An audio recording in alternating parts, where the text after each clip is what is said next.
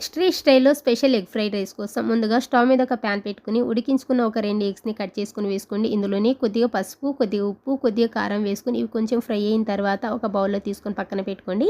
ఆ తర్వాత స్టవ్ మీద ఒక కడాయిలోకి ఒక 2, 3 స్పూన్ల వరకు ఆయిల్ వేసుకొని ఆయిల్ హీట్ అయిన తర్వాత ఒక 2 ఎగ్స్‌ని ఫ్రై చేసుకోండి. ఇది కొంచెం పచ్చి పచ్చిగా ఉన్నప్పుడే తరిగిన క్యారెట్ కొద్దిగా, తరిగిన పచ్చిమిర్చి ఒక 2, తరిగిన క్యాప్సికమ్ కొద్దిగా, తరిగిన క్యాబేజ్ కొద్దిగా, తరిగిన ఉల్లిపాయలు అన్నిటిని కూడా కొద్ది కొద్దిగా వేసుకొని ఒక్క నిమిషం పాటు ఫ్రై చేసుకొని ఆ తర్వాత పొడిగా వండుకున్న అన్నం వేసుకుని ఒక స్పూన్ కారం, ఒక పావు స్పూన్ పసుపు, పెప్పర్ పౌడర్, గరం మసాలా, అలాగే రుచికి సరిపడా ఉప్పు, నెక్స్ట్ ఇందులోకి ఒక స్పూన్ రెడ్ చిల్లీ సాస్, ఒక స్పూన్ గ్రీన్ చిల్లీ సాస్, ఒక స్పూన్ వెనిగర్, ఒక 2 స్పూన్ల వరకు సోయా సాస్ వేసుకుని అంతా కూడా ఒకసారి బాగా కలుపుకోవాలి.